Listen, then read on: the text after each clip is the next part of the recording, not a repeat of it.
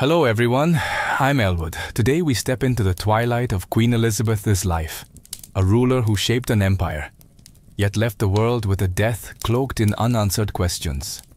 So before you get comfortable, take a moment to like the video and subscribe, but only if you genuinely enjoy what I do here. And let me know in the comments where you're tuning in from and what time it is for you. It's always fascinating to see who's joining us from around the world. Now, dim the lights. Maybe turn on a fan for that soft background hum, and let's ease into tonight's journey together. By the winter of 1602, Elizabeth I was approaching her 70th year, an age few reached in Tudor England. Her skin, once powdered into porcelain perfection, had begun to betray the fragility beneath. Her brilliant auburn wigs, once symbols of youthful power, now sat atop a body weathered by nearly half a century of rule. For 44 years she had reigned alone. She had outlived rivals, buried suitors, and silenced every threat that rose against her. But now, the iron will that had defined the queen was beginning to crack. Though her mind was still sharp, those around her noticed something was shifting. Her appetite had waned. Her presence at court had grown sporadic. The fire that once radiated from her throne at Whitehall seemed dimmed.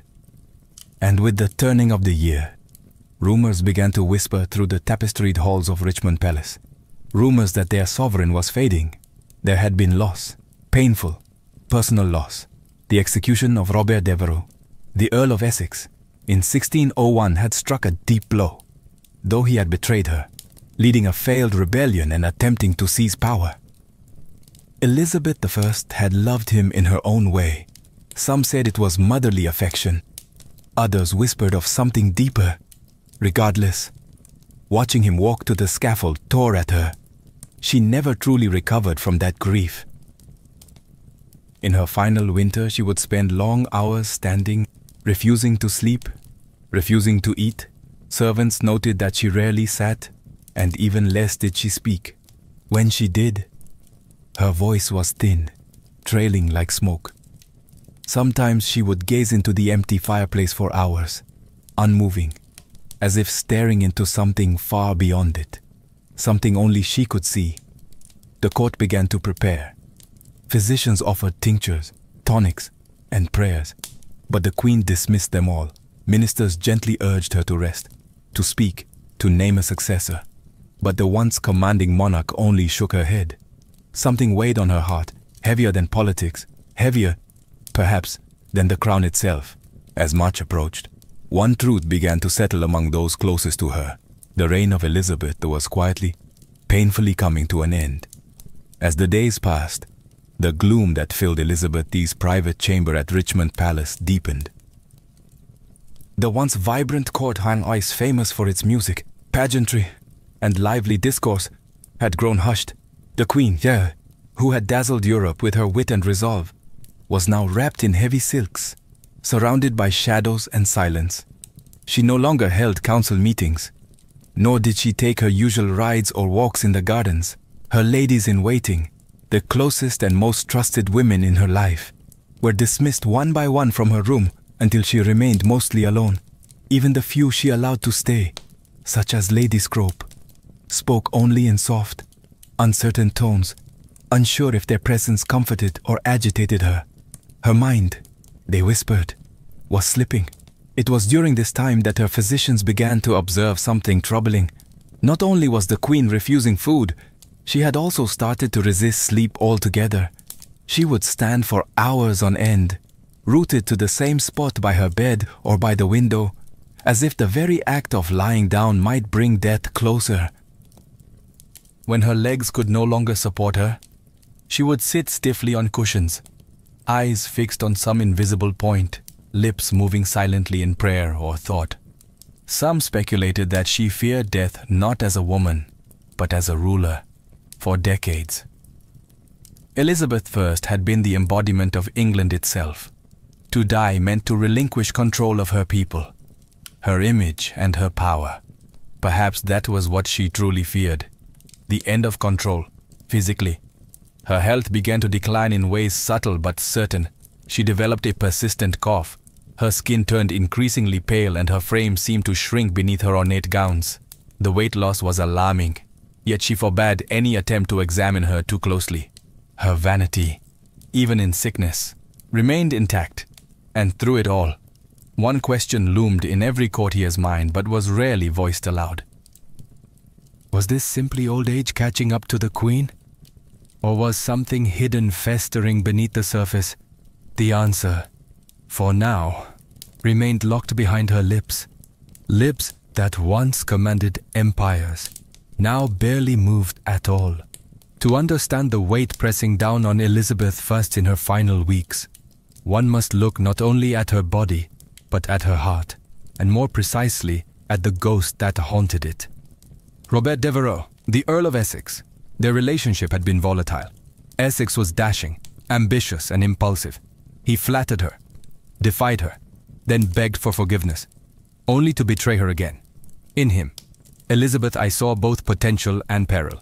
Despite his arrogance, she had favored him, elevating him to great influence within her court. But in time, his ambition turned dangerous. In 1601, he launched a coup, a desperate, ill-conceived rebellion to seize power. She had no choice. The crown could not tolerate treason, no matter how charming the traitor. Elizabeth signed the death warrant herself, and when he was beheaded in the Tower of London, something inside her unraveled. From that moment forward, witnesses say the Queen began to change. It wasn't just sadness. It was as if a deep, corrosive guilt had lodged itself in her soul. Some claimed she carried a locket containing his portrait. Others swore she muttered his name in the dead of night. Whether these tales were true, or the invention of romantic courtiers, the effect was undeniable. The Queen, who had once seemed untouchable, now appeared human and deeply wounded. Grief in that age was poorly understood. What we now recognize as depression might have been seen as melancholia, a spiritual imbalance rather than an emotional one. But those around her saw it clearly. Her eyes had dulled, her laughter ceased, her energy faded. The courtiers who had once competed for her affection now stepped more cautiously. They feared her moods, unsure how far her sorrow might drag her down. She stopped composing letters. She stopped approving documents. She even stopped attending chapel, a sign more shocking than any, given her deeply Protestant faith. And perhaps most telling of all, she refused music. Elizabeth I had adored music all her life. She had sung, played instruments, and surrounded herself with composers and poets. Now she asked for silence. The Queen's heart, it seemed, had broken long before her body followed. As March of 1603 drew near, the decline of Elizabeth was no longer hidden. What began as grief and withdrawal was now a public spectacle. Her slow, tragic unraveling witnessed by nobles, courtiers and servants alike. The once commanding sovereign, who had outwitted kings and silenced dissenters, now seemed adrift within her own palace. She would not speak of her condition. In fact, she barely spoke at all. She answered questions with gestures or simple nods. Days passed without a full sentence leaving her lips. When her advisors pressed her for guidance on affairs of state, on the matter of succession, or on her own health, she turned away, retreating into herself as if words had become too heavy to lift. Physicians, summoned in increasing urgency, debated her symptoms. Some believed she suffered from a settling of humors, the vague Tudor diagnosis for mental or physical imbalance. Others suggested a cold distemper of the brain. But no one could agree on a cure, because no one could truly understand the cause. At this time, her physical posture became symbolic of her mental state. She refused to lie down. For hours, even days, she remained upright, sometimes leaning against cushions, sometimes gripping the arms of her chair, but never fully reclining. It was as though she believed that surrendering to sleep would mean surrendering to death. Servants would later report how the Queen stood silently in the corner of her room, cloaked in heavy black, unmoving for hours at a time. At night, they took turns watching her, unsure whether she was praying, mourning, or simply lost. The palace around her seemed to fall into a hush. Courtiers spoke in whispers. Nobles paced outside her door. anxious for news. And all the while, the air grew thick with unspoken fear, not just of losing their queen, but of what might come after. The realm had no clear heir, and though Elizabeth had long refused to name one, everyone suspected that James VI of Scotland would be chosen. But without her voice, without her seal, would her will be honored? England was no stranger to power struggles, and the Queen's silence could turn into a nation's chaos. The silence was no longer just hers, it was England's, holding its breath. Among the many whispered theories about Elizabeth's death, one stands out, not because of its drama, but because of its slow, invisible nature. It wasn't a sword or poison goblet that may have killed her, but rather something far more insidious. Her makeup for decades. The Queen had adorned her face with a signature white mask of beauty, a thick layer of cosmetic powder known as Venetian ceruse. It was a fashion born from the aristocracy, designed to signal nobility, purity, and wealth. The mixture, however, contained two key ingredients: vinegar and white lead. Yes, lead, a metal we now know to be toxic, even in small quantities, applied daily, layer upon layer. This lead-based makeup was absorbed through the skin. Over time, it could damage the nervous system, weaken the muscles, cloud the mind, and ultimately shorten the lifespan. The symptoms of lead poisoning read like a shadowed list of Elizabeth's final months: fatigue, depression, tremors, loss of appetite, cognitive decline, and skin deterioration. Her contemporaries noted that her teeth had blackened and fallen out. Her hair, once bright and flame red, had thinned and disappeared. Her skin beneath the paint was marked by sores and blemishes, signs that were hidden from the public behind pearl-studded wigs and powdered masks. And yet, the Queen remained committed to the illusion. She insisted on presenting the image of eternal youth, even as her body rebelled. That makeup was not just vanity, it was armor, and like any armor, it came with weight, in this case, a poisonous one. Some modern historians believe that long-term lead exposure may have contributed significantly to her physical and mental decline. The irritability, the confusion, the refusal to sleep or eat, even the depression that followed the death of Robert Devereux might have been magnified by chemical imbalance. But in her day, no one understood these dangers. Venetian ceruse was celebrated. It was even imported and used across Europe. The very thing that made Elizabeth I iconic may have also been one of the slowest, most cruel contributors to her downfall. In the end, the white mask that defined her public image may have also quietly hastened the fading of the woman beneath it. By the second week of March, 1603, the condition of Elizabeth I had become undeniable. Her courtiers now moved with urgency. Though careful not to show panic, the Queen had stopped eating entirely. Her body, already thin, seemed to retreat into itself, her bones visible beneath the ornate fabrics that once projected power and grace. She was wasting away, and yet no one could give her illness a name.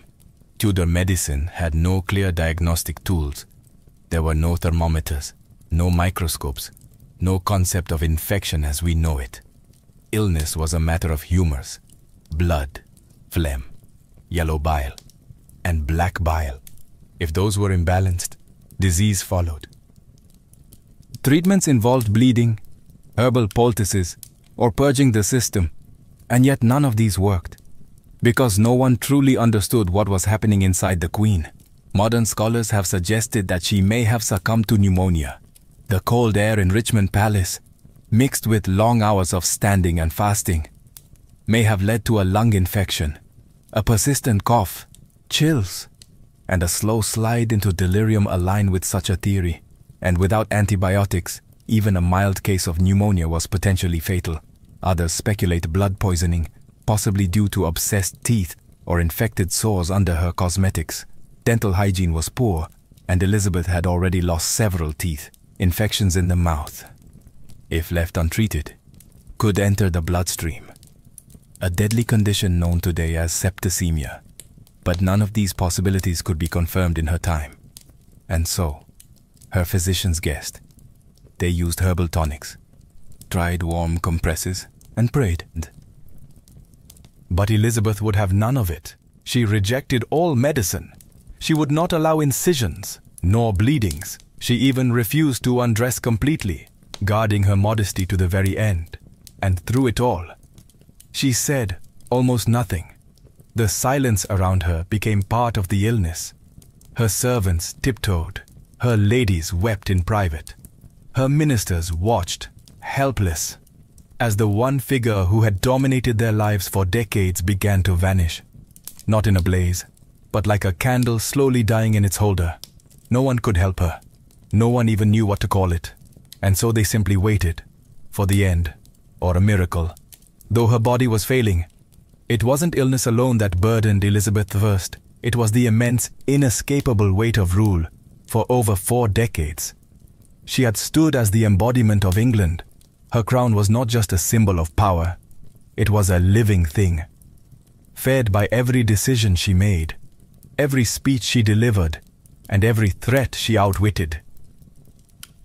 But now, in the stillness of her chamber, that crown sat heavy and unclaimed, and the question of what came next loomed over the dying queen like a storm. Elizabeth had no children, no direct heir. The Tudor line, so fiercely defended and glorified, was ending with her. And though she had maintained a lifetime of political control, she had long resisted naming a successor. Why? Perhaps because naming one meant acknowledging her own mortality, something she had stubbornly refused to do. The most obvious candidate was James VI of Scotland, son of Mary, Queen of Scots, whom Elizabeth had executed decades prior.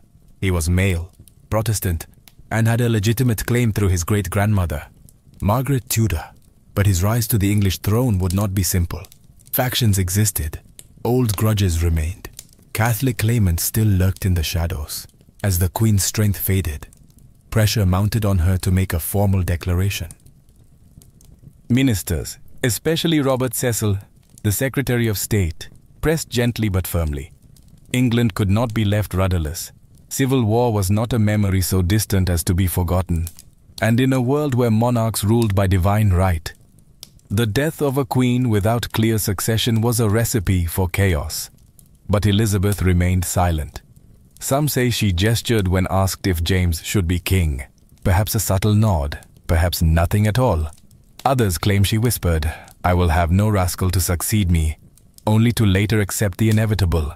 But there is no record, no firm confirmation. The monarch who had delivered some of history's most memorable speeches would not speak her final decision.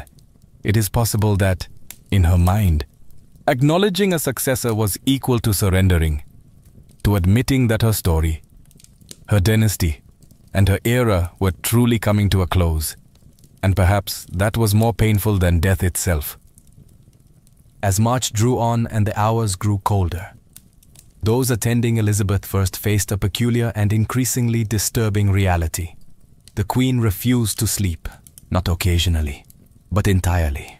Days and nights blended into one endless vigil as she remained seated or standing in her chamber. Eyes distant, spirit detached. To many it seemed that the Queen was terrified not of death, but of what lay between her and death, rest. There were moments when her attendants begged her to lie down, but she resisted with such force that they stopped asking. Her refusal wasn't rooted in stubbornness alone. It carried the weight of superstition and sorrow. In Tudor times, sleep was often viewed as a temporary death, a time when the soul drifted dangerously close to the beyond. And Elizabeth I, despite her formidable logic and intellect, may have believed that if she closed her eyes, she would never open them again. And so she sat, sometimes hunched in her chair, other times leaning against the wall. She defied the limitations of her failing body. The swelling in her legs worsened. Her breathing grew shallow, but still she would not lie in bed. Her servants tried to coax her with music. She turned it away. They brought warm drinks. She waved them off. She did not wish to be comforted, nor convinced. It was as if she was standing watch over her own death, refusing to give it an invitation. Eventually her strength began to betray her. She collapsed several times. On one occasion she was found crumpled beside her chair, unwilling to cry out for help. After that, her ladies-in-waiting took turns staying close, hovering like ghosts of the court she had once commanded. Even they no longer spoke to her unless spoken to first. The atmosphere in the room was one of reverence, sorrow, and dread. When at last she agreed to lie in bed, it was not from peace, but from exhaustion. Her body had given out. She was placed beneath the covers gently, like a fragile relic being lowered into silk. It was the first time she had rested in days, and for many it felt like the beginning of the end. The moment Elizabeth first allowed herself to be laid in bed, her chamber transformed. The silence grew heavier, more sacred. Those closest to her gathered. Advisors, ladies, physicians, each one aware that this was not just the death of a woman, but the closing of an age. The Tudor dynasty, which had ruled England for over a century, was ending with her final breath. The room was dim, tapestries muffled footsteps, candles flickered. Outside the palace held its breath. No proclamations were issued, no bells tolled. Only whispers passed through the corridors of Richmond Palace. Those who had served her for decades now found themselves standing still, waiting for a word, a sign, a farewell that would never come, despite the gravity of the moment. Elizabeth, I said nothing. She had once been a queen of eloquence. Her words could rouse armies, silence parliaments, and charm foreign courts. But now, as she drifted between consciousness and sleep, not a single parting phrase escaped her lips, not to her ladies, not to her council, not even to the realm she had so long protected. Instead, she communicated through faint movements, slight nods, flickers of the eyes, the barest tremble of her hands. Some thought they saw her reach toward the crown resting nearby. Others claimed she gestured toward a portrait of James VI, the presumed successor. But there were no declarations, no final speech to echo through history. What did she see? Lying there in silence, perhaps visions from her reign. The young girl imprisoned by her sister Mary, the triumphant queen greeting the troops at Tilbury, the glittering court of poets and explorers, the fires of religious wars, the execution of Mary, Queen of Scots, the death of the Earl of Essex, a life of power, shadowed by solitude, outside her chamber. Preparations had already begun. Courtiers quietly packed their belongings. Ambassadors wrote coded letters to their kings. Messengers waited with horses ready. They all knew what came next. And yet, until the last moment, England remained a kingdom without a sovereign. For until her last breath, Elizabeth I was still queen. No one could take her place. Not yet. Not until she was gone, as the final hours of Elizabeth II's life unfolded.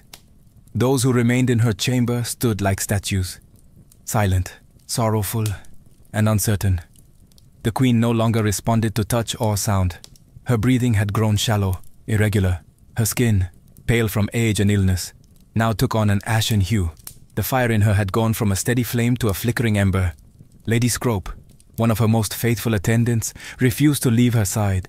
She held the queen's hand and dabbed her brow with linen soaked in rosewater. Others stood in the background, whispering prayers, some aloud, others in their hearts. There was no ritual for this. There had never been a monarch like her before. Outside, Richmond Palace was wrapped in a quiet anxiety. No proclamation had yet been made, and still, no one dared call her death until the final breath passed. Messengers stood ready at the gates, prepared to ride to Scotland the moment it was confirmed, to deliver the news to James VI, the man who would be king. Inside, time seemed to warp. The minutes dragged like hours, and no one dared speak of what would come next. Even Robert Cecil, the chief architect of the peaceful transition to the House of Stuart, stood still, his papers folded in his hand. His greatest political maneuver, uniting England and Scotland under one crown, was moments away, yet entirely dependent on a woman in her final moments. Then, just before dawn on March 24th, 1603 it happened. No cry, no gasp, just silence. The room remained motionless for a full minute, as if all feared the breath might return. Then quietly, Lady Scrope covered the Queen's face with a linen cloth. It was over. Elizabeth I was dead. Her passing was not marked with fanfare. nor even with a priest's final rites. She had refused them all. The Virgin Queen, as she was so often called, had died alone, surrounded not by family or heirs, but by the weight of history, a monarch born of scandal, who ruled through storms and fire, now passed into legend with the same dignity she held in life, quiet, unbending, and ultimately unknowable. The death of Elizabeth was sent a chill across the kingdom, not because it was unexpected, but because of what it left behind: a throne without a voice, a court without direction, and a realm uncertain of its next heartbeat. She had been the only monarch many in England had ever known. Her presence was woven into the fabric of everyday life, her image stamped onto coin and conscience alike. Now that image was still. Immediately after her death, her body was left undisturbed. According to tradition, her ladies kept vigil beside her, whispering psalms through trembling lips. A single candle burned at her bedside. The cloth over her face did not conceal her identity. It preserved it, as though the nation needed one final moment to believe she was truly gone. But while grief settled inside the walls of Richmond, elsewhere, wheels were already turning. Robert Cecil, perhaps the only man who truly understood the scale of this moment, stepped into motion. His secret correspondences with James VI of Scotland had prepared for this day. The couriers were sent, riding with breathless urgency through muddy spring roads, carrying news that would transform two kingdoms. Meanwhile, back in London, the people waited. No bells rang, no mourning was declared. The court kept the death quiet for several hours, fearing unrest or opportunistic power plays. But word eventually seeped out, first through servants, then to merchants and clergy.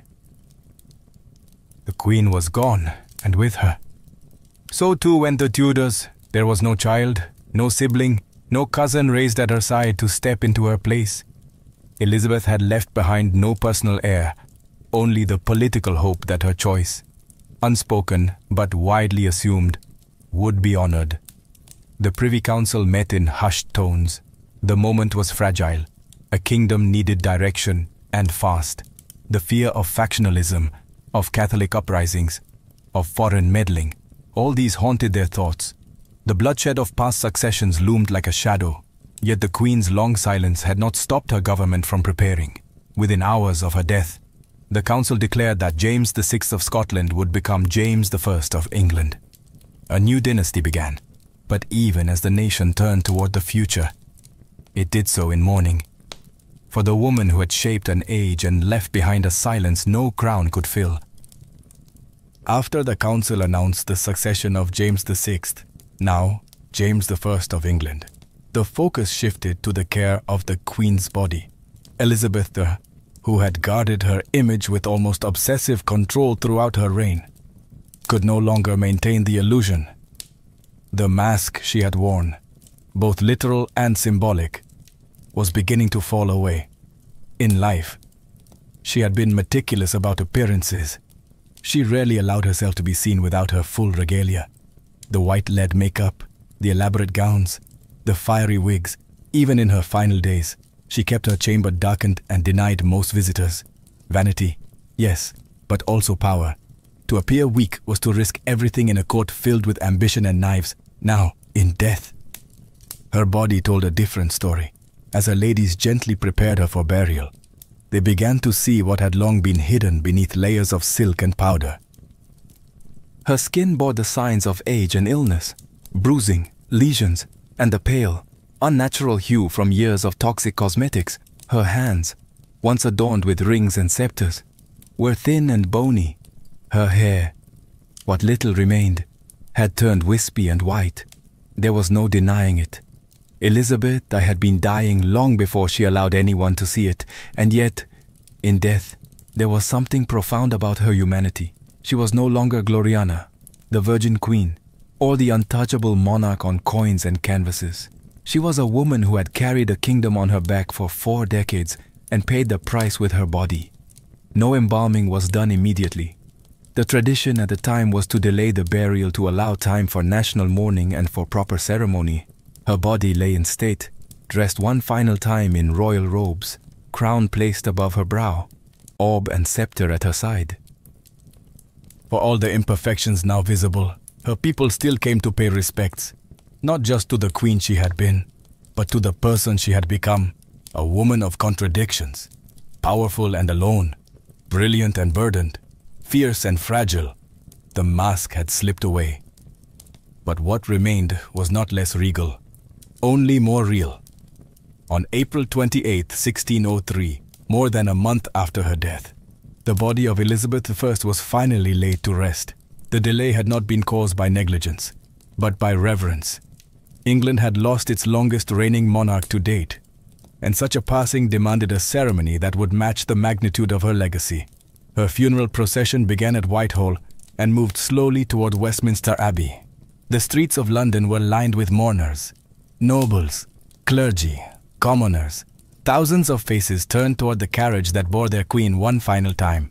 Some wept, others stood in solemn silence. There were no cheers, no songs, only the tolling of bells and the shuffle of boots on stone. The coffin was draped in velvet and borne upon a massive hearse drawn by 4 horses. Above it sat an effigy of Elizabeth I, dressed in state robes with crown, orb and scepter, eyes open, face serene, as if still watching over her people. The image was so lifelike that many believed it to be her real body, propped upright in death. Behind the hearse marched an honor guard, followed by the nobles of her court, members of parliament, and ambassadors from foreign nations. Each step echoed the weight of transition. A queen was being buried, but an entire era was being mourned. At Westminster Abbey, she was interred in the vault beside her half-sister, Mary I, a symbolic reunion between 2 queens once bitterly divided by religion and rivalry.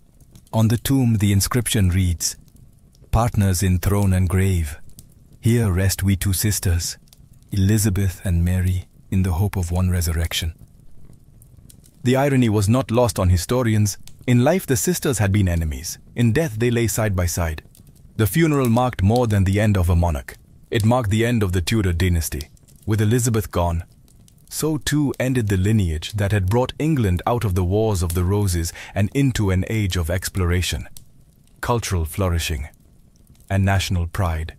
And as the Abbey's great doors closed behind her, an entire kingdom stood changed. The Elizabethan age was over. What came next would be shaped by a different hand and a different crown. More than 4 centuries have passed since Elizabeth I took her final breath. And yet the mystery surrounding her death remains.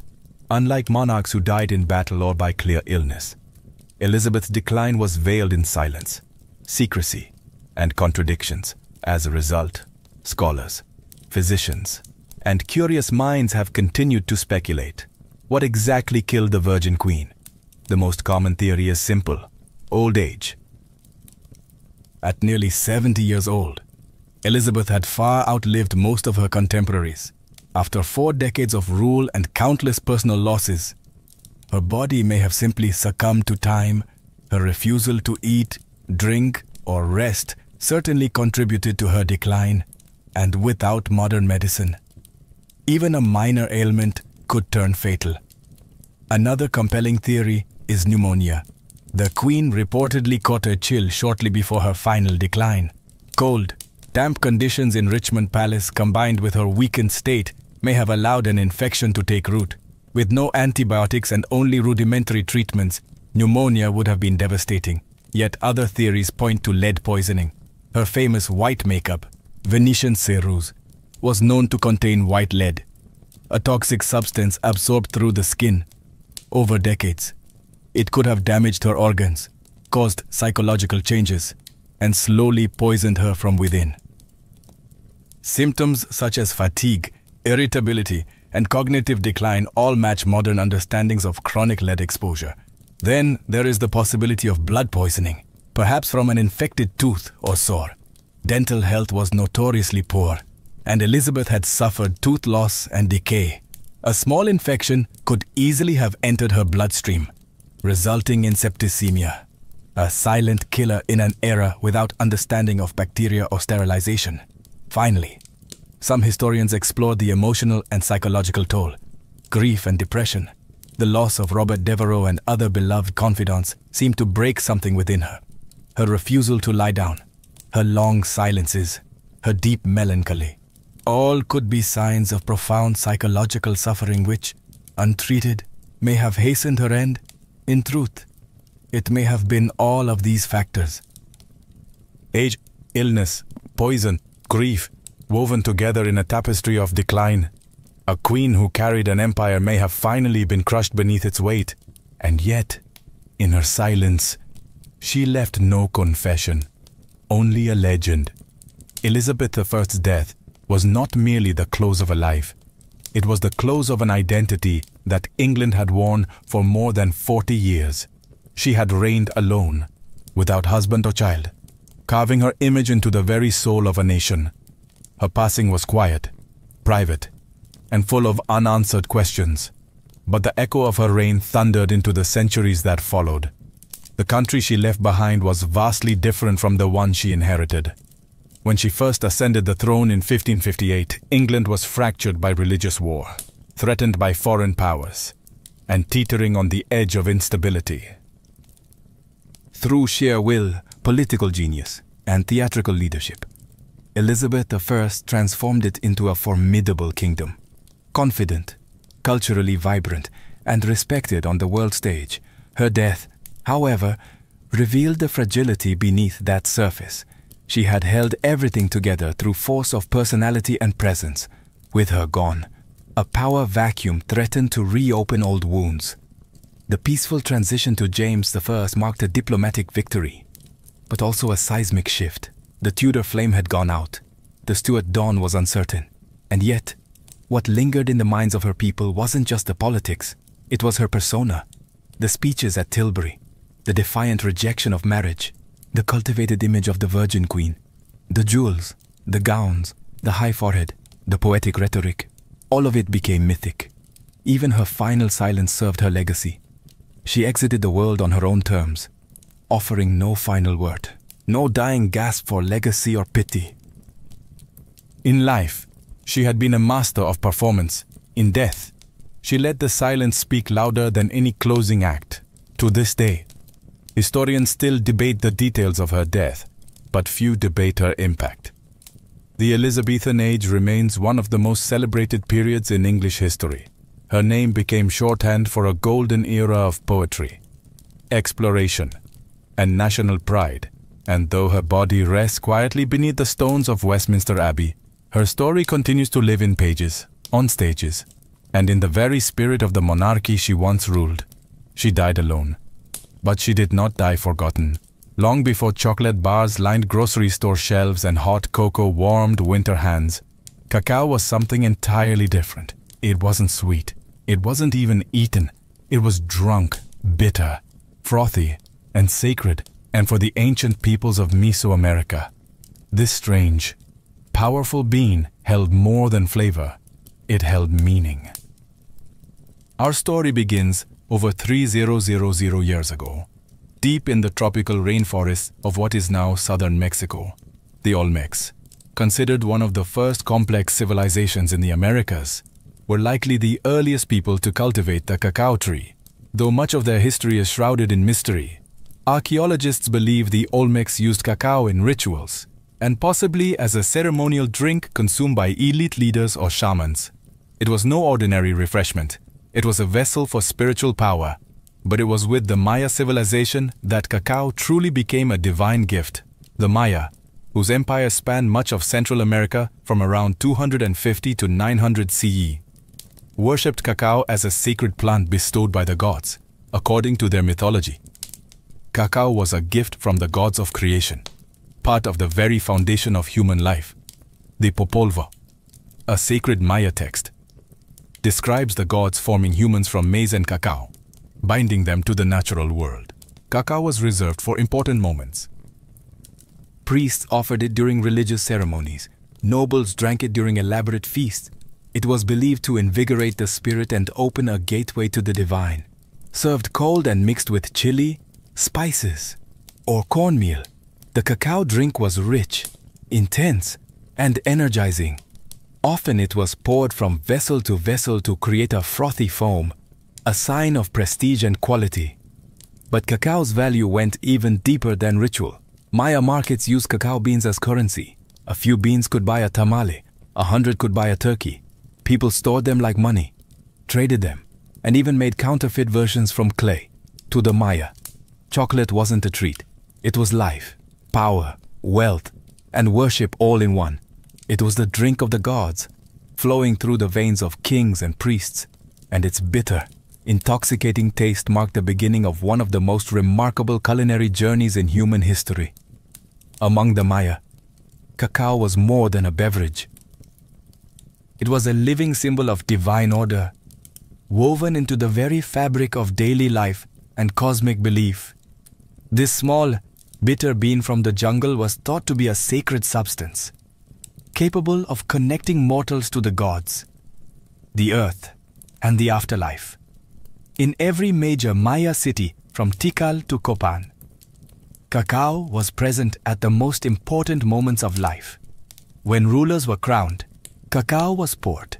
When marriages were sealed, it was drunk by both bride and groom. And when the dead were laid to rest, vessels of cacao accompanied them into the tomb, offerings meant to nourish their souls in the next world. Cacao was commonly consumed during religious ceremonies, often by the priestly and elite classes. These drinks were not sweet, nor were they taken casually. They were blended with chili peppers, maize, vanilla, and sometimes even blood, a powerful combination intended to invigorate the spirit and induce visions. It was believed that drinking cacao could bring one closer to the divine, opening the mind to prophecy or sacred insight. The Maya also believed cacao trees were sacred. Their curved branches and brightly colored pods symbolized life, fertility, and abundance. In art, cacao often appeared alongside gods and ancestral spirits, on painted ceramics and carved stelae. You can see scenes of kings offering cacao to deities, or gods themselves emerging from the gods, as if born of divine fruit. But cacao's role extended beyond religion. It was a staple of the social and economic world. Hosting a guest, you served cacao. Negotiating peace, you drank cacao together. For the Maya, to share cacao was to recognize shared humanity, an unspoken contract of trust, respect, and elevated purpose. Even in the homes of the wealthy, cacao drinking was ceremonial. Special vessels were used, beautifully painted cups, often marked with glyphs identifying the owner and the specific purpose of the drink. These weren't just dishes, they were heirlooms, crafted with care and reverence.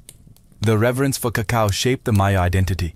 It was not just consumed, it was celebrated, revered, and trusted as a bridge between realms.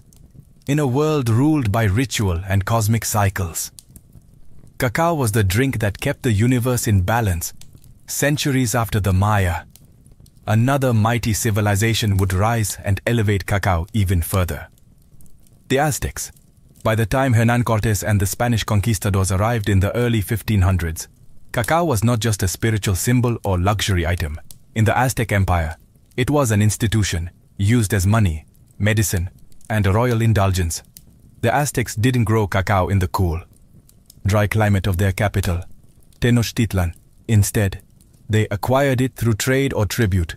Conquered provinces in warmer southern regions were required to send cacao beans as payment to the imperial center.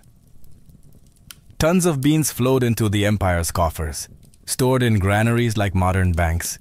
Each bean had value. A small rabbit could cost 10 beans. A turkey hen might cost 100. Servants were paid in cacao. Debts were settled with it. To counterfeit a cacao bean, to hollow one out and fill it with dirt, was a serious crime.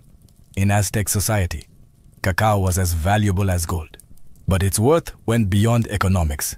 Cacao, known as zocolatl, was revered as a warrior's drink. It was consumed by nobles, priests, and military leaders, never by commoners. Prepared with water, chili, and sometimes maize, it was believed to energize the body and sharpen the mind before battle. Emperor Moctezuma II is said to have consumed as many as 50 cups a day, believing it to be an aphrodisiac and a source of strength. Cacao was also a key element in religious ceremonies. Offerings were made to deities like Quetzalcoatl, the feathered serpent god, who, according to legend, gave cacao to humanity after stealing it from paradise. It was believed that cacao had divine origins, and drinking it properly was a sacred act. In Aztec culture, cacao represented wealth, war, worship, and royalty. It was a seed of power, earned, stolen, traded, and honored. But all of this would soon collide with European conquest. When Spanish eyes first saw the cacao bean, they didn't recognize its value. But that would change.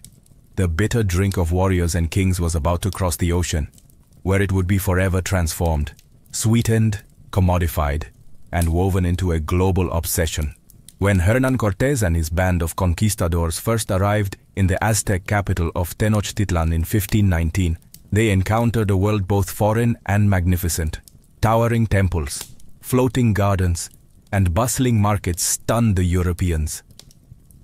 But among all the wonders, one thing caught their attention again and again: the peculiar use of a dark, bitter drink made from crushed beans. The Spanish watched as Moctezuma II was served cup after cup of zocolatl in golden vessels. They observed warriors, nobles, and priests treating the substance with reverence. At first, they found it unpleasant, strange, unsweetened, spicy. Some even called it unpalatable. But they also noticed something else: the energy it seemed to grant, the alertness it sparked, and the symbolic power it carried in every corner of Aztec life. Once the conquest was complete and the empire fell, Cortés brought more than gold and silver back to Spain. He brought cacao beans.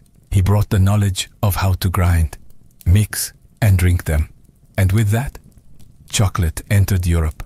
At first, it remained a curiosity of the Spanish court, an exotic treasure of the New World. Monasteries began to prepare it in the traditional way, for nobles and royals only. But the European palate was different. Over time, the chili and maize were replaced with something new: sugar. Sugar changed everything. The addition of sweeteners to the bitter cacao drink sparked a culinary revolution. Suddenly, what had been a sacred, spicy brew of warriors became a sweet indulgence, something seductive, luxurious, and deeply fashionable in Spain, and soon across Europe. Chocolate was no longer a tool of ritual or tribute. It became a marker of wealth and sophistication. Aristocrats sipped it at salons. Royalty demanded it at their tables. It was still prepared as a drink, usually hot, but the flavor had softened. The rituals were replaced with recipes. The power once tied to gods and warriors now belonged to European elite. But even as chocolate delighted the palates of kings and queens, it carried a new bitterness, one not from taste, but from the human cost, to feed Europe's growing hunger for cacao and sugar. Colonial plantations expanded, and behind them, a new system of exploitation and slavery would begin. The drink of the gods had entered a new world, and it would never be the same. By the 17th century, chocolate had evolved from a sacred Mesoamerican ritual to a fashionable European delicacy. But behind this sweet transformation lay a growing darkness, the union of cacao and sugar, a pairing that delighted European palates, also became one of the driving forces behind one of history's most brutal systems: the transatlantic slave trade. As European demand for chocolate grew, so did the need for raw cacao. The lush equatorial regions of South America, Central America, and the Caribbean offered the perfect climate to grow the cacao tree. But harvesting it was labor-intensive. Cacao pods had to be picked by hand, split open, and the beans fermented, dried, and roasted. The same was true for sugarcane, another demanding crop. To maximize profit, colonial powers turned to slavery. The Portuguese, Spanish, French, Dutch, and British all participated in building plantation economies. Fueled by enslaved labor, millions of Africans were captured, shipped across the Atlantic, and forced to work under brutal conditions on plantations in Brazil, the Caribbean, and later, West Africa. Many would spend their lives cultivating cacao and sugar, never tasting the sweet confections their labor created. The human cost was staggering. In the pursuit of chocolate and sugar, families were torn apart, cultures were erased, and entire generations suffered. Yet in the drawing rooms of London, Paris, and Madrid, aristocrats sipped hot chocolate unaware or uninterested in the lives behind the beans. The commodification of cacao marked a turning point. It was no longer a sacred offering. It was a global product, something to be traded, taxed, and turned into profit. And as the industrial age approached, the demand would only grow. What began as a spiritual drink, crafted with reverence and ceremony, had now become entangled in empire and exploitation. The taste that had once symbolized divine connection now left a bitter residue, one of blood, suffering, and systemic injustice. Yet the allure of chocolate only deepened. Its association with luxury, love, and pleasure grew stronger, while its history of labor and suffering was quietly buried beneath layers of sugar and cream. The story of chocolate's rise was no longer just about flavor or ritual. It was about power, profit, and the people sacrificed along the way. For centuries, chocolate remained a liquid luxury, served in royal courts and elegant salons. But as Europe entered the Industrial Revolution, chocolate was about to undergo another transformation, one that would forever change its form, its audience, and its place in the world. The early 1800s saw a wave of invention. Mechanization and mass production were reshaping everything from textiles to food. And in 1828, a Dutch chemist named Coenraad Johannes van Houten developed a revolutionary process. Using a hydraulic press, he extracted much of the natural fat, the cacao butter, from roasted cacao beans. What remained was a dry cake, which could be ground into a fine powder. This powder dissolved more easily in water and could be blended with sugar more smoothly, making chocolate cheaper, lighter, and easier to produce. This invention gave birth to what we now call Dutch cocoa, and it paved the way for solid chocolate. In 1847, the British company Fry & Sons took things a step further by combining cacao powder, cacao butter, and sugar. They created the world's first modern chocolate bar, a smooth, moldable, and portable version of what had always been a drink. For the first time, chocolate could be held in the hand, not just sipped from a cup. Then came the Swiss.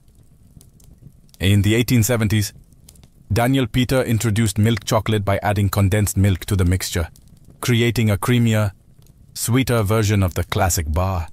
His friend and rival, Rodolphe Lindt, invented the conching machine, which slowly churned chocolate for hours, refining its texture and giving it the silky smoothness we now associate with high-quality chocolate. These innovations turned chocolate from a luxury into a mass-market product. With lower prices and improved texture, chocolate was no longer reserved for royalty. It entered shops, factories, and lunchboxes across Europe, and soon after, the United States. Companies like Cadbury, Nestle, and Hershey industrialized chocolate on a scale never seen before. Packaging became colorful and playful. Advertising emphasized joy, indulgence, and childhood wonder. But in making chocolate sweet, accessible, and solid, something of its origin was forgotten. The divine drink of gods had become a snack. Delicious, yeah, but stripped of its ancient power and ritual. Still, a new chapter had begun, one where chocolate would become beloved worldwide. By the dawn of the 20th century, chocolate had taken root across the globe, not just as a delicacy, but as an industry. What began as a sacred brew among ancient civilizations had become a worldwide phenomenon, driven by factories, marketing, and the unstoppable forces of global capitalism. In the United States, chocolate took a uniquely American turn with Milton Hershey. In the late 1800s, Hershey applied mass production methods to chocolate, much like Henry Ford would later do with automobiles. His factory in Pennsylvania produced affordable milk chocolate for the average American, not just the elite. By 1900, the Hershey bar was born, and with it, a new American love affair with chocolate. But chocolate was no longer just a product. It was becoming a symbol. Soldiers carried it into war. Children traded it on playgrounds. It appeared in cookbooks, holiday rituals, and romantic gestures. Valentine's Day, Halloween, Easter, each adopted chocolate as its unofficial mascot. Its sweetness now spoke to love, comfort, and nostalgia. Meanwhile, international companies expanded cacao cultivation to meet demand. West Africa, particularly Ghana and Côte d'Ivoire, became global hubs for cacao farming, surpassing Latin America. The same regions that had once endured colonial rule and slavery were now supplying over 70% of the world's cacao, often under exploitative conditions. Even in modern times, labor abuses, including child labor and poverty-level wages, persist in many cacao-growing regions. Yet despite its tangled roots, chocolate's popularity only grew. In Japan, it became a refined art, small, exquisite bonbons, gifted with ritual precision. In Switzerland, it was a matter of national pride, with brands like Toblerone and Lindt defining premium quality. In Mexico, chocolate returned to its ancient roots, used in traditional dishes like mole, where bitter and savory flavors coexist. Global chocolate culture was, and still is, a paradox, universal yet personal. A product born of indigenous ceremony, transformed by empire, refined by industry, and then embraced in 1,000 unique ways across continents. From the Andes to Antwerp, from Ghana to Geneva, chocolate had become part of the human story. And even though few stopped to wonder where it came from, every bite carries the flavor of history, sweet, bitter, and everywhere in between. In the whirlwind of industrial growth and global expansion, chocolate's ancient origins were largely forgotten. What once carried divine meaning and ceremonial weight had become, for many, just another snack, delicious, convenient, and sold by the millions. But in recent decades, a new movement has begun to stir, a rediscovery of chocolate's roots and a return to the bean. The craft chocolate movement began in earnest in the early 2000s, inspired by trends in coffee, wine, and slow food. Artisans and chocolatiers across the world started asking, where does our chocolate come from? Who grows it? What does it taste like before it's buried beneath sugar and additives? The answers led them back to the cacao bean. Unlike industrial chocolate, which is often blended from beans sourced in bulk, craft chocolate focuses on single-origin cacao, preserving the unique flavors of specific regions, soils, and fermentation styles. Beans from Madagascar might taste fruity and citrusy, while those from Ecuador could carry floral or nutty notes. Chocolate, it turned out, had terroir, just like wine. This reawakening wasn't just about flavor. It was also about ethics. With greater awareness came concern over how cacao is produced. Documentaries and investigations revealed ongoing labor abuses, including child labor and unfair wages on cacao farms. In response, many craft chocolate makers began working directly with farmers, paying premium prices for high-quality, ethically grown beans. Labels like Fair Trade, Direct Trade, and Rainforest Alliance emerged, each striving to create a more just and sustainable supply chain. Meanwhile, chefs and food historians began reviving ancient Mesoamerican uses of cacao. In parts of Mexico and Guatemala, traditional drinks made with cacao, chili, and maize regained popularity. Indigenous communities shared recipes passed down for generations, reminding the world that chocolate was not invented in a factory, but in a forest. Museums, books, and culinary tours followed. People began to see chocolate not just as candy, but as culture, rich in heritage, struggle, and story. The world had changed chocolate, but chocolate, in its essence, had never changed. It was still the fruit of a tree, grown by hand, prepared with care, and shared with meaning. And for those who care to listen, chocolate once again began to speak, not just in sweetness, but in memory. Today, chocolate is everywhere, at celebrations, in vending machines, inside pastries and gourmet kitchens alike. It's a symbol of love, luxury, and comfort. But beneath its creamy surface lies a history that's anything but simple. It's a story of gods and empires, of joy and exploitation, of ritual and reinvention. Chocolate, perhaps more than any other food, is a mirror held up to civilization itself, from the sacred ceremonies of the Maya to the bitter brews of Aztec warriors, from the hands of enslaved laborers on colonial plantations to the gilded salons of European nobility. From wartime rations to Valentine's Day traditions, chocolate has journeyed alongside humanity, reshaping itself at every turn. Its legacy is layered. On one side, chocolate represents ingenuity, resilience, and cultural fusion. It is the perfect example of how ingredients from one continent can meet techniques from another to create something entirely new. It has inspired poetry, science, and innovation, from the chemistry of tempering to the artistry of flavor balancing. But on the other side, it holds a shadow. Much of the modern chocolate industry still depends on the labor of impoverished farmers, many of whom have never tasted the chocolate bars their beans help produce. Despite awareness campaigns and ethical certifications, problems like deforestation, underpayment, and child labor remain ongoing concerns in the cacao supply chain. Chocolate is also a story of forgotten voices. The indigenous peoples who first revered cacao saw it as sacred. Their traditions, silenced by colonization, are only now being rediscovered, and their contributions acknowledged. Each time we bite into a truffle or sip a cup of hot cocoa, we engage, knowingly or not, with that deep and often painful history. And yet, for all its contradictions, chocolate continues to unite people across languages, borders, and beliefs. It brings joy, it comforts, it celebrates, it endures. Perhaps that is chocolate's greatest legacy, not just its flavor, but its ability to evolve, to adapt, and to survive the rise and fall of civilizations. From ritual to recipe, from seed to symbol, chocolate has always meant more than it seemed. It is, in the end, not just a treat, but a story, one that even now we are still writing. In the early decades of the 19th century, the United States was a young and growing nation. Restless in its ambitions, its population was surging, and white settlers were pushing outward, hungry for farmland, gold, and opportunity.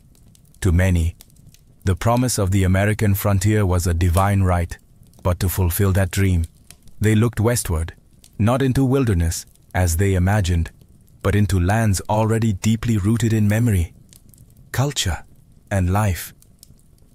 Those lands belonged to Native American nations. Among the most prominent were the Cherokee, Creek, Choctaw, Chickasaw, and Seminole, tribes with sophisticated political systems, written languages, newspapers, and schools. These were not scattered bands of nomads. They were sovereign communities, many of which had long tried to coexist with the United States on legal and diplomatic terms. The Cherokee Nation, in particular, had adopted numerous elements of American society in hopes of preserving their autonomy. They drafted a constitution modeled after that of the US, practiced agriculture, and many converted to Christianity. They published a bilingual newspaper. They even sent delegates to Washington. But to white settlers and politicians, assimilation was never enough. What they wanted was the land.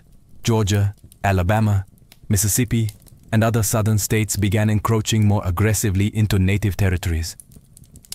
They passed laws invalidating tribal governance, nullifying native property rights, and pressuring the federal government to act.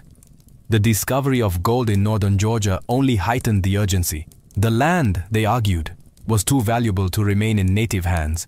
President Andrew Jackson, a former general and staunch advocate for removal, stepped forward with a solution: clear the east of native nations entirely.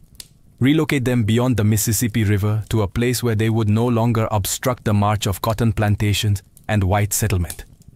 This was not merely policy, it was ideology, manifest destiny, though not yet named, pulsed through the veins of the American project.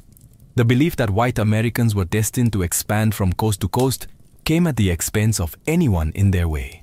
And in the 1830s, that meant entire nations of people. Thus, the stage was set, not for progress, but for one of the most sorrowful and shameful journeys in American history. The Trail of Tears. On May 28, 1830, President Andrew Jackson signed into law the Indian Removal Act, legislation that would forever alter the lives of tens of thousands of Native Americans, though cloaked in the language of fairness and voluntary exchange. The act marked the beginning of a calculated and relentless campaign to remove Native tribes from their ancestral homelands in the southeastern United States. The act authorized the president to negotiate treaties with Native nations, exchanging their lands east of the Mississippi River for territory in what was then called Indian Territory, an expanse of land that would later become Oklahoma. Supporters of the law argued that it would protect Native peoples from extinction by placing them far from white encroachment. But in truth, it was a land grab, dressed in the rhetoric of protection. Andrew Jackson, a military hero celebrated for his brutal campaigns against the Creek and Seminole, saw removal as a logical continuation of American expansion. He claimed Native peoples could not live in harmony with white settlers. Removal, he argued, was not only beneficial, it was inevitable. They have neither the intelligence, the industry, the moral habits, nor the desire of improvement. He once said of Native nations, they must perish, or they must abandon their habitations and wander far into the wilderness. Congress was divided, but the bill passed narrowly. In the Senate, it cleared by just 3 votes. In the House of Representatives, it passed by a margin of 5. These slim victories were enough to set into motion one of the most tragic episodes in American history. Some tribes agreed to relocate. Fearing war or further loss, others held out, believing the promises of treaties that offered money, supplies, and safe passage.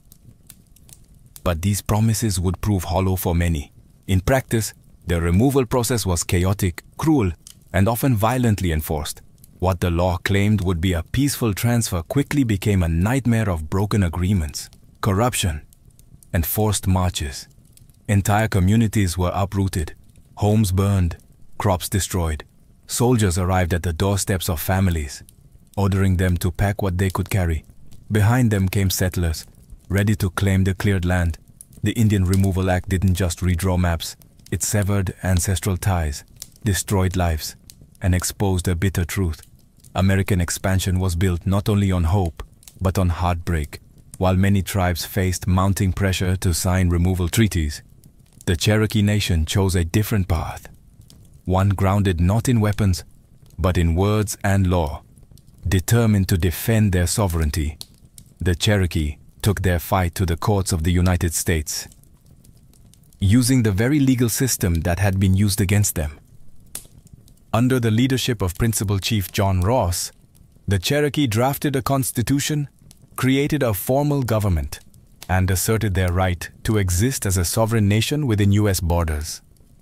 They believed that by proving their civilization and political structure mirrored that of the American Republic, they could protect their territory. Their resistance culminated in 2 landmark Supreme Court cases. In Cherokee Nation v. Georgia, 1831, the Cherokee sought a federal injunction against laws passed by the state of Georgia that stripped them of their rights and lands. The court, led by Chief Justice John Marshall, ruled that the Cherokee were not a foreign nation and thus had no standing to sue. A devastating blow, but the next year, a second case would shift the tide. In Worcester versus Georgia, 1832, the court ruled in favor of the Cherokee, declaring that the state of Georgia had no authority to impose laws on Cherokee territory. Marshall affirmed that the federal government alone could negotiate with sovereign native nations. For a brief moment, justice appeared to be on the Cherokee's side. But President Andrew Jackson reportedly responded with chilling defiance. John Marshall has made his decision. Now let him enforce it. Whether he actually said those exact words remains debated. But his actions left no doubt. Jackson refused to uphold the court's ruling, and Georgia continued to ignore it. The Constitution had spoken, but political will refused to listen. The Cherokee, clinging to hope, still resisted signing removal treaties, but division crept in.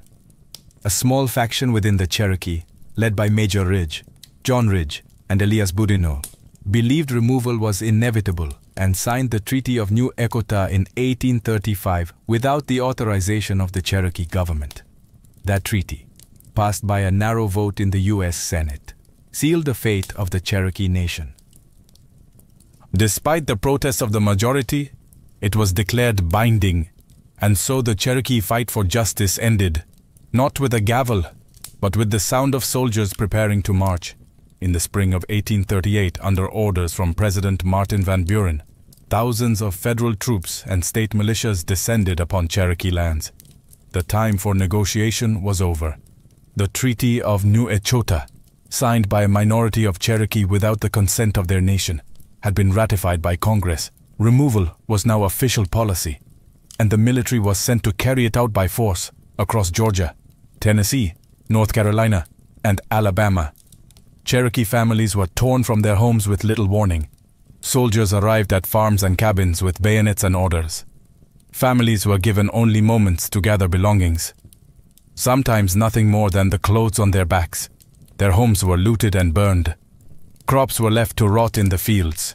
Churches, schools, and burial grounds, all abandoned.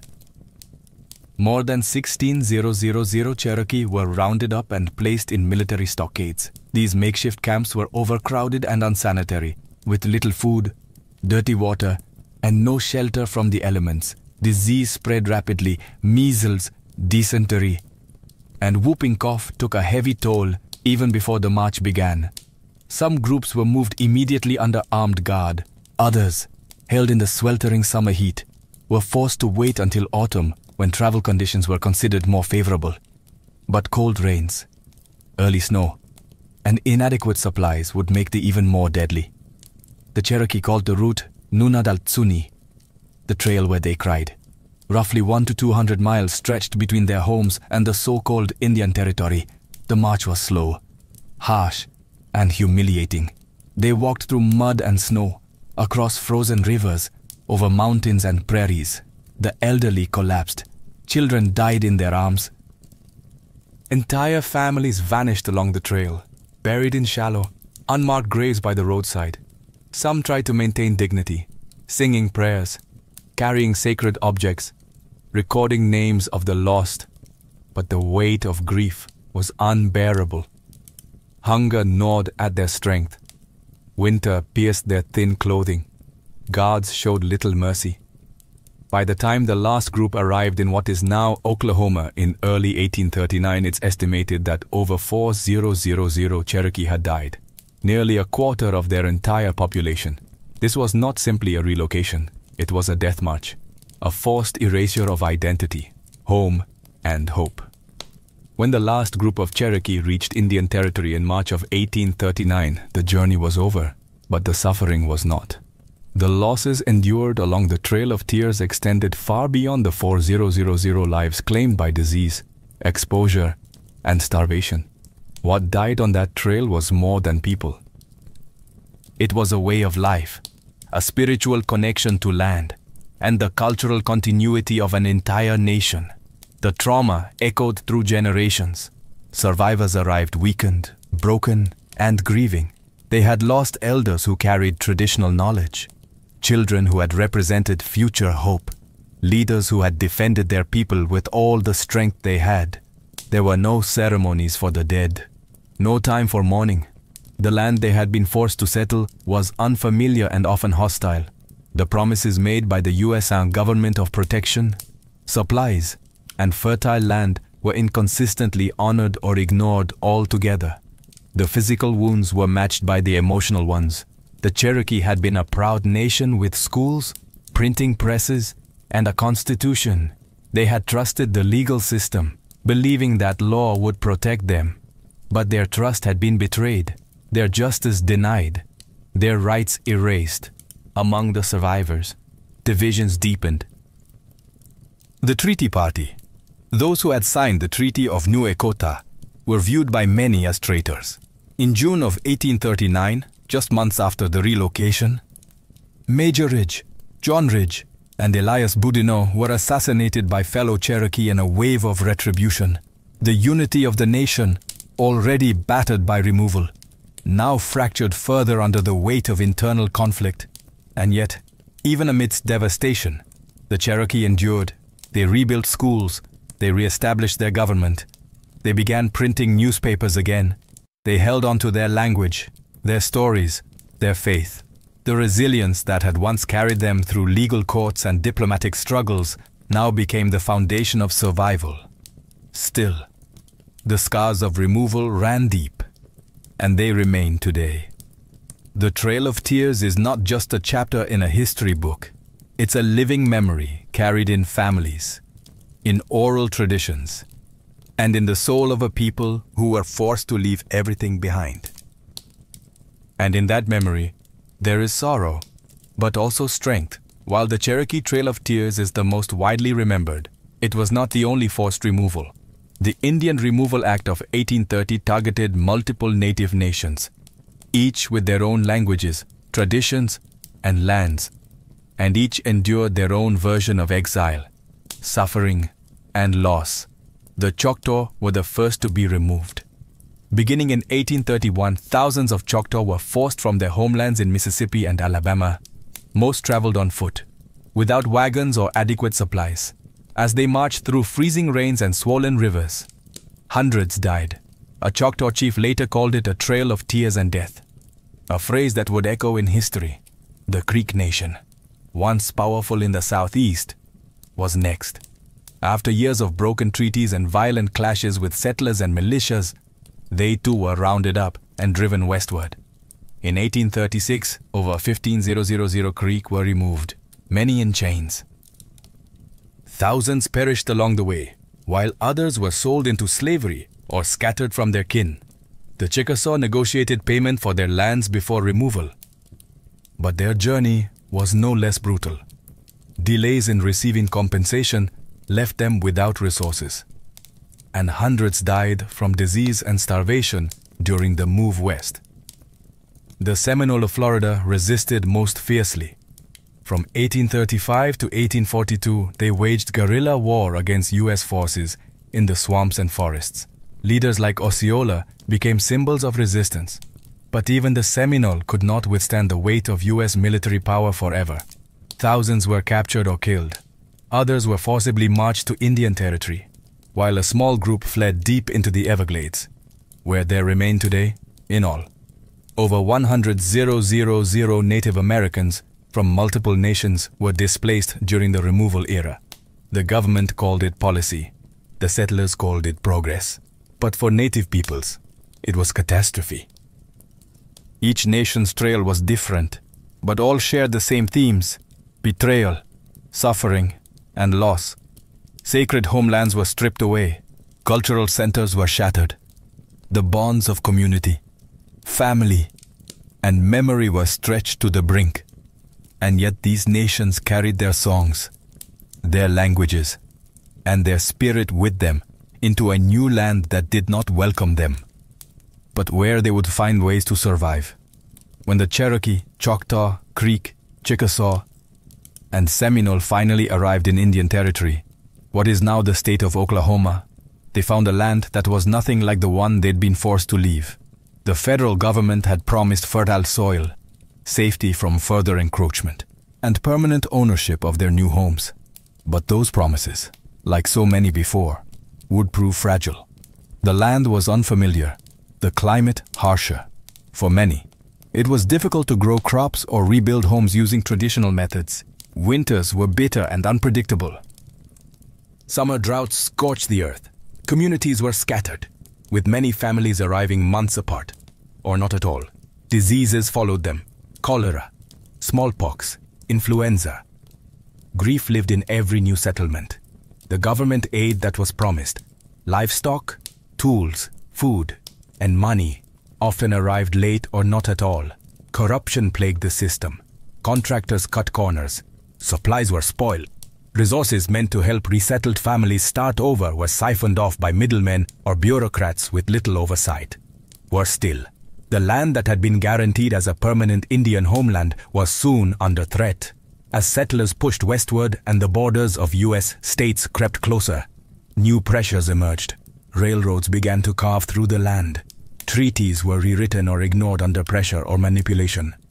What had been set aside as sovereign territory began to shrink once again. Despite these hardships, the nations worked to rebuild. The Cherokee re-established their capital in Tahlequah and rebuilt schools and institutions. The Choctaw and Chickasaw reorganized their governments. New constitutions were written.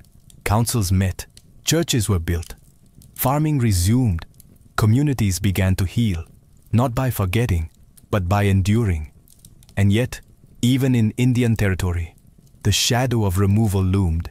Every promise made to protect their new homeland was vulnerable to the same forces that had driven them from their original land's greed, expansion, and disregard. The land that was promised became a temporary refuge in a nation still unwilling to see native people as permanent, rightful inhabitants. Though many believed they had finally found peace, history would soon prove otherwise. The story of the Trail of Tears didn't end in Indian territory. It simply turned the page to another long chapter in the struggle for survival, sovereignty, and respect. For decades after the forced removals, the Trail of Tears lived mostly in silence, spoken about in whispers, passed down through family stories, rarely acknowledged in textbooks or politics. It was a wound left open, a shared pain carried quietly by native communities, too often ignored by the nation that had caused it. Yet the memory survived. In Cherokee homes, elders told the story of the march west, of the cold, of the hunger, of the lost. Songs were sung in mourning, ceremonies were held in remembrance. Oral history kept the names of those who walked and those who did not alive. The land remembered, too, old trails, shallow graves, and surviving documents marked the route like a scar across the heart of a continent. It was not just a trail of sorrow. It was a trail of survival. The resilience shown by native nations after removal defied the expectations of those who had tried to erase them. In the decades that followed, the Cherokee, Choctaw, Creek, Chickasaw, and Seminole would not only rebuild, they would thrive. They formed new governments, ran schools, printed newspapers, and preserved languages and spiritual traditions. Against the odds, they endured. Still, the silence from outside their communities remained. Not until the late 20th century did wider America begin to reckon, even faintly, with the tragedy of the Trail of Tears. Activists and tribal leaders worked to reinsert the story into national memory. Memorials were erected, commemorative trails were marked, school curriculums were slowly updated. The phrase Trail of Tears became a recognized term, not just among historians, but in the national consciousness. But acknowledgement is not the same as justice. The effects of removal are still felt. The disconnection from ancestral lands, the historical trauma, and the legacy of broken promises continue to shape the realities of native communities today. Yet through every hardship, the strength of these nations endures. The same spirit that guided them through forests, across rivers, and into exile still lives on in language revival programs, cultural preservation efforts, and the stories told around fires and kitchen tables. The Trail of Tears is not just about what was lost, it's about what was carried forward: faith, memory, and the unyielding will to survive. Today, the Trail of Tears is remembered not only as a historical event, but as a living memory, a reminder of injustice, of resilience, and of the strength it takes to carry a people forward when the world turns against them. The route that once echoed with footsteps of grief now serves as a sacred path of remembrance. Across the United States, monuments, trails, and museums mark the journey. The Trail of Tears. National Historic Trail, designated by Congress in 1987, stretches over 5,000 miles across 9 states, tracing the paths taken by those who were forced to march westward. It winds through forests, fields, and quiet towns, inviting visitors to walk, if only for a moment, in the footsteps of those who endured it. But true remembrance goes beyond monuments. For the descendants of those who walk the trail, memory lives in community, language, and ceremony. Tribal nations continue to honor their ancestors through annual memorial rides, storytelling gatherings, and language revitalization programs. What was once a story nearly silenced is now reclaimed and spoken with pride. Schools now teach it. Films portray it. Authors and poets give voice to the sorrow and strength of that era. And native youth grow up knowing that their identity is rooted in more than survival. It is rooted in courage, resistance, and continuity. Yet there is still work to do. The Trail of Tears stands as a challenge to how history is told and remembered. It asks us to confront the cost of expansion, the cruelty behind policy, and the ongoing struggles faced by indigenous peoples. It reminds us that progress without humanity is not progress at all. It is erasure. To honor the Trail of Tears is to do more than look back.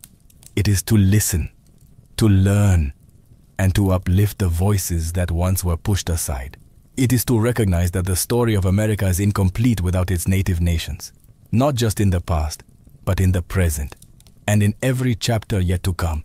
And so we remember, not just with sorrow, but with deep respect, because even in the face of betrayal and exile, the people walked forward, and they did not vanish.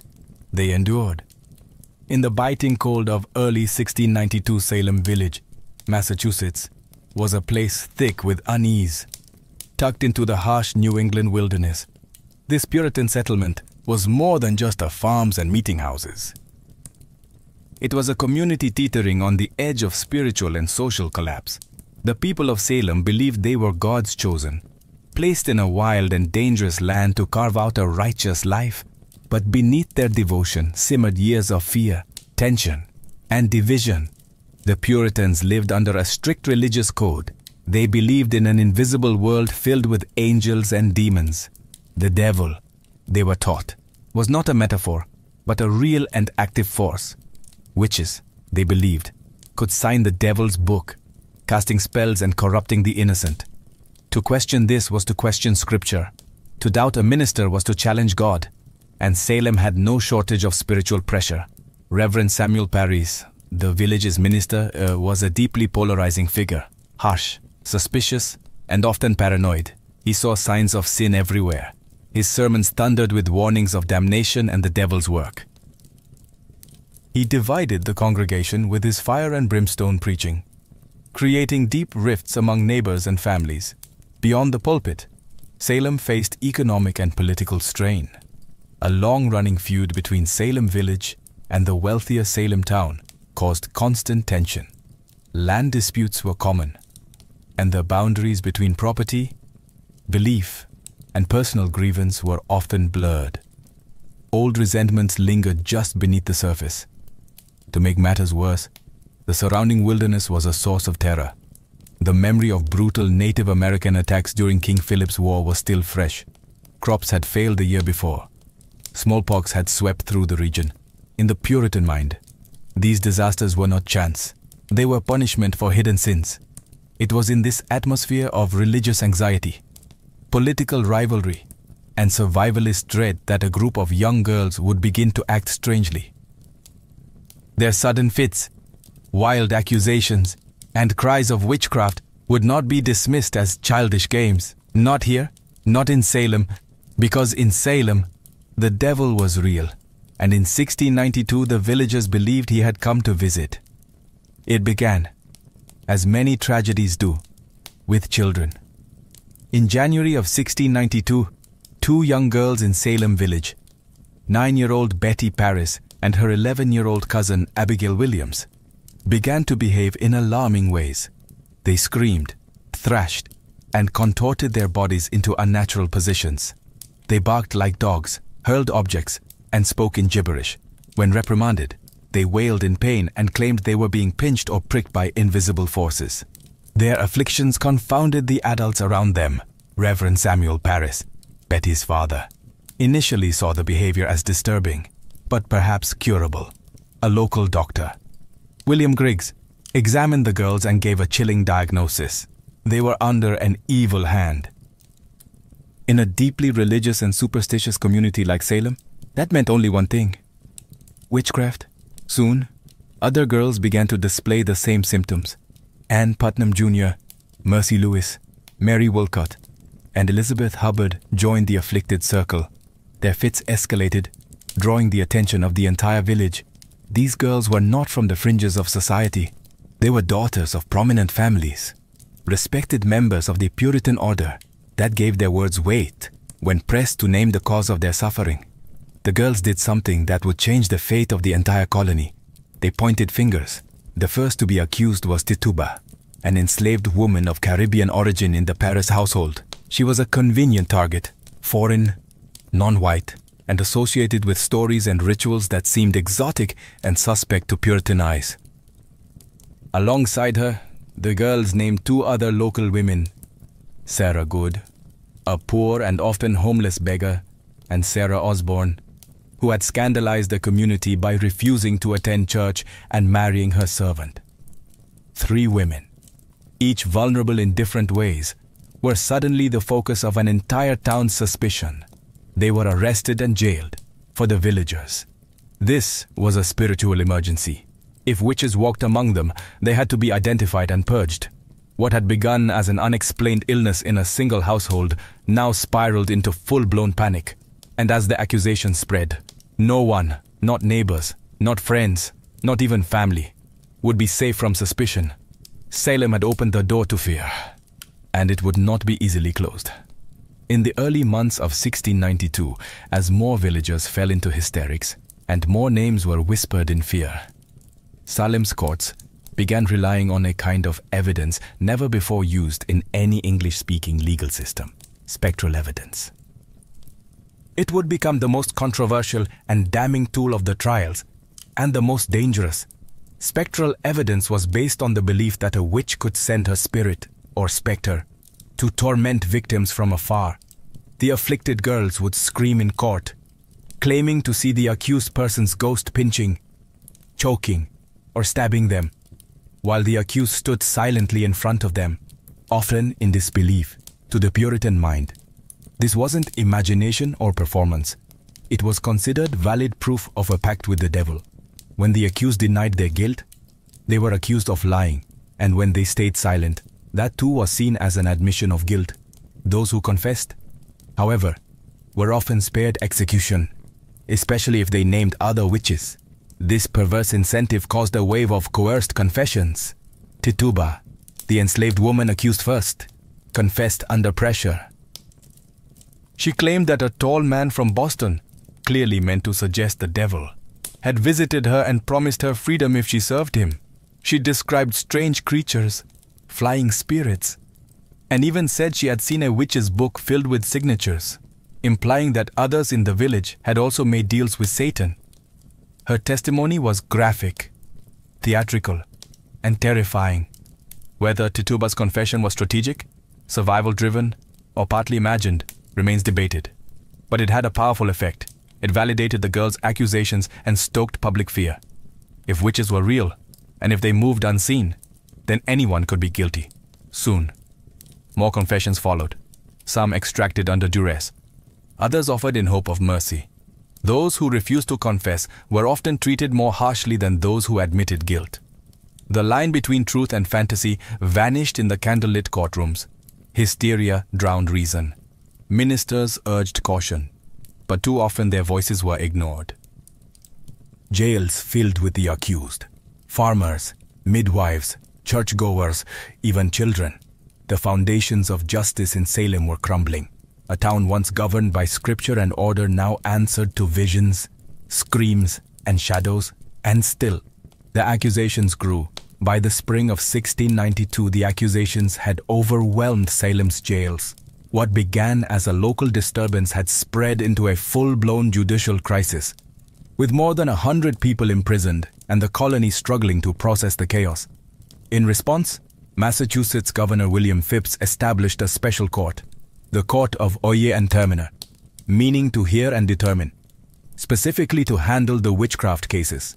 The court convened in Salem town, and its judges included respected men like William Stoughton, Samuel Sewell, and John Hathorne. But even their experience and stature couldn't shield the proceedings from hysteria. The rules of evidence bent to fear. Spectral evidence was accepted. Hearsay was common, and doubt, even skepticism, was considered dangerous. The first to be formally tried and executed was Bridget Bishop, a woman long suspected by neighbors of being unruly and outspoken. She wore bright clothing, ran a tavern, and had been accused of witchcraft years before, making her a perfect scapegoat. During her trial in June, the afflicted girls claimed to see her specter pinching and mocking them in the courtroom. When she denied all charges, her resistance was taken as proof of guilt. Bridget was convicted swiftly and hanged on June 10th, 1692. She would not be the last. With her death, the machinery of accusation, trial, and execution accelerated. Week by week, more prisoners were brought before the judges. Some were pillars of their communities, church members, midwives, landowners. Others were beggars, widows, or former servants. What united them was not guilt, but suspicion, and in many cases the misfortune of being disliked, envied, or simply misunderstood. The accused stood before a court where they had little hope. Their fate often depended on the theatrics of their accusers, or the political winds of the day. Those who confessed and accused others were usually spared. Those who maintained innocence were more likely to be hanged. Fear fueled everything. Families turned on each other. Neighbors testified to save themselves. Ministers cautioned restraint, but their voices were drowned out by cries for purification. And overhead, a gallows was built on Proctor's Ledge, just outside Salem. It waited in silence as the town below fed it names, one trial at a time. By the height of the summer of 1692, Salem was no longer a town. It was a furnace, burning with fear, accusation, and righteous fury. The witch trials had moved beyond Salem village and Salem town, spreading like wildfire across neighboring communities. Ipswich, Andover, Gloucester, and others were soon gripped by the same fever. Accusations multiplied. Jails overflowed. No one was safe. The accused came from all walks of life. Some were outsiders, beggars, former slaves, women without families. Others were deeply rooted in the community. Church deacons, wealthy farmers, and even former accusers. Once the machinery of suspicion began to churn, it spared no one. Families were torn apart. Husbands and wives accused one another. Children testified against parents. Friends betrayed friends. Even those who questioned the legitimacy of the trials became targets. To doubt the existence of witches was, in the minds of some, to align with them. Nowhere was this madness more visible than in the behavior of the afflicted girls. During court proceedings, they cried out in pain, claimed to see spectral animals, mimicked the accused, and fainted in unison. Their performance became central to the prosecution's case. Regardless of how implausible or theatrical it seemed, the court took their suffering as proof, their screams as divine evidence. By the end of summer, more than 150 people had been arrested, and the executions continued. Sarah Good, a homeless woman, was hanged in July after refusing to confess. Her defiance was seen not as strength, but as rebellion against God. Rebecca Nurse, a respected grandmother and member of the Salem Church, was executed despite widespread protest. Her conviction sent a chilling message.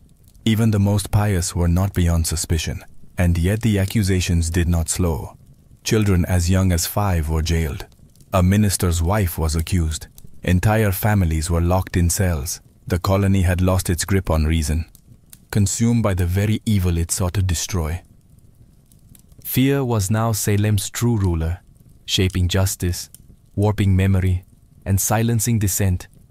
What began as a handful of strange afflictions had become something far more terrifying, a society devouring itself, one accusation at a time. As summer gave way to autumn in 1692, the Salem witch trials reached their darkest depths.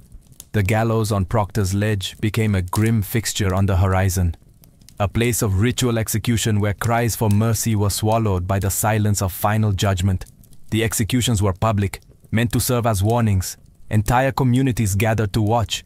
Some came in solemn fear, others, disturbingly, treated them as spectacles. One by one, the convicted were led to the scaffold, bound and praying, until the trapdoors dropped and another life ended in the name of righteousness. In total, 19 people were hanged as witches, 14 women and 5 men. All maintained their innocence. Many died with prayers on their lips, or psalms recited through trembling voices. None of them received proper burials. As convicted witches, their bodies were denied church cemeteries. Some were buried in shallow, unmarked graves. Others were reclaimed secretly by family under cover of night. But the most gruesome death was not on the gallows. Giles Corey, an 81-year-old farmer, and the husband of witch Martha Corey, refused to enter a plea at his trial. By refusing to speak, he hoped to prevent his land from being seized by the state.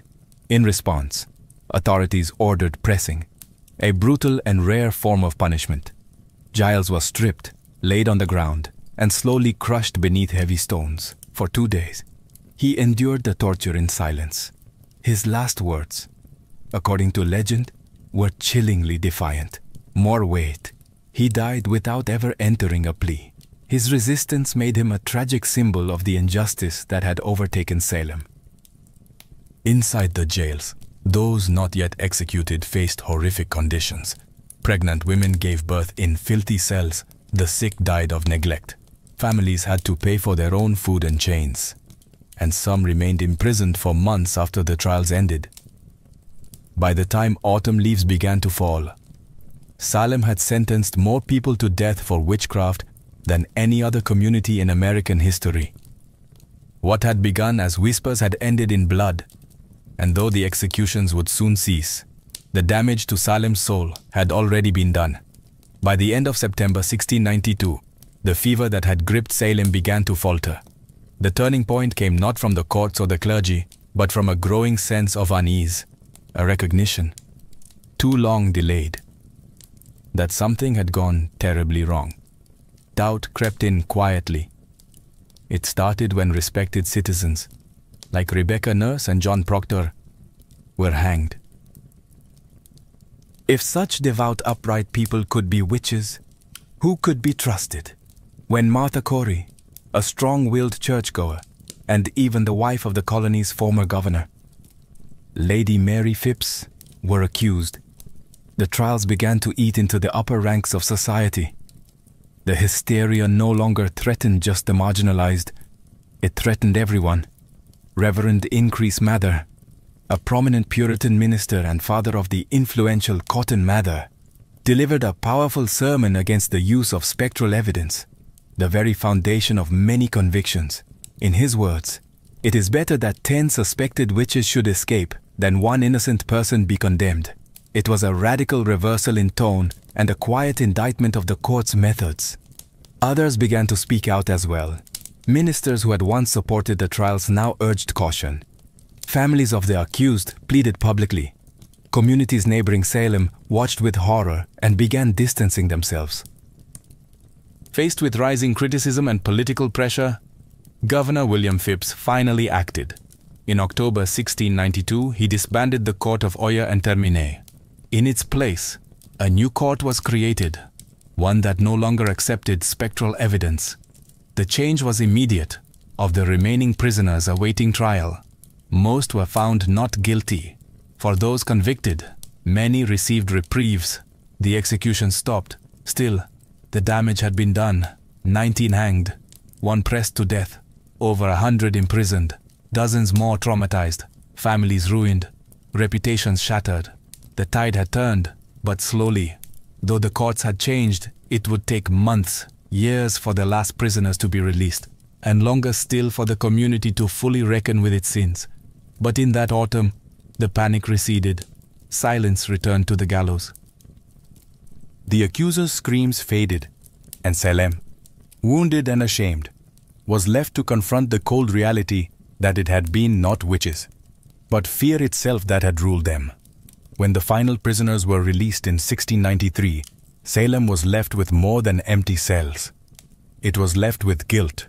The trials had ended, but the echoes of accusation, betrayal, and execution lingered in every home and church pew.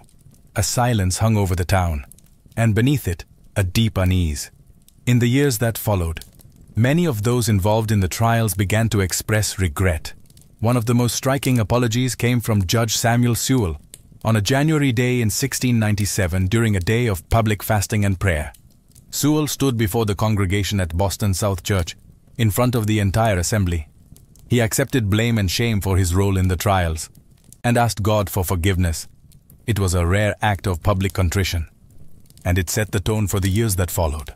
Others were not so quick to apologize. Some judges and accusers remained silent or stood by their decisions, believing they had acted in good faith. But the growing consensus, especially among clergy, was that the court had erred terribly. Even Cotton Mather, who had initially defended the use of spectral evidence, softened his tone in later writings. In 1706, Ann Putnam, Jr., one of the original accusers, only a child during the trials, offered a formal confession before her church. She admitted that her accusations had led to the deaths of innocent people. She claimed she had been deluded by Satan and begged forgiveness from God and her neighbors. Her words were among the few to acknowledge the specific names of the victims. Families of the accused struggled for decades to clear their relatives' names. In 1711, the Massachusetts legislature passed a bill restoring the civil rights of many of those convicted and awarded monetary compensation to their heirs. But the pain remained. Not all names were cleared, and not all families were compensated. Generations grew up in the shadow of the trials, and yet, over time, Salem tried to heal. The town became a symbol, not of justice, but of what happens when fear overrides reason, when courts abandon fairness, and when hysteria is mistaken for truth. The reckoning had begun, but full justice, as history often shows, would remain elusive. More than 3 centuries have passed since the gallows stood in Salem. But the tale is etched into American memory not as a tale of sorcery, but as a grim warning about the power of fear, the fragility of justice, and the danger of unchecked belief. The very phrase Salem witch trials has come to symbolize mass hysteria, false accusations, and moral panic. It is invoked in courtrooms, classrooms, and political speeches as a cautionary tale, proof of how easily reason can be overwhelmed by suspicion, and how quickly a community can turn on its own.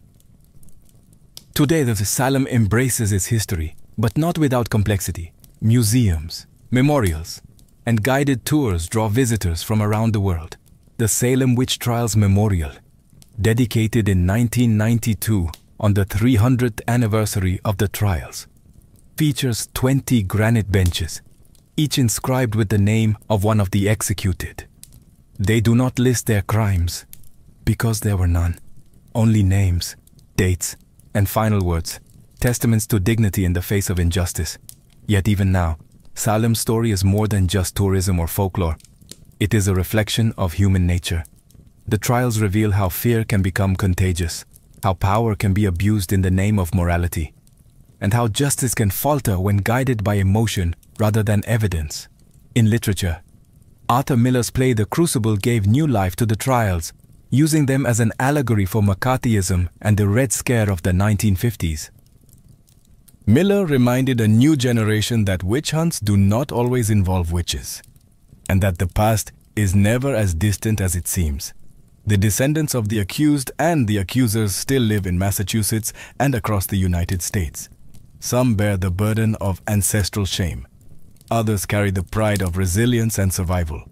In 2001, more than 3 centuries after the hangings, the state of Massachusetts formally exonerated the last 5 victims, completing the legal clearing of all accused.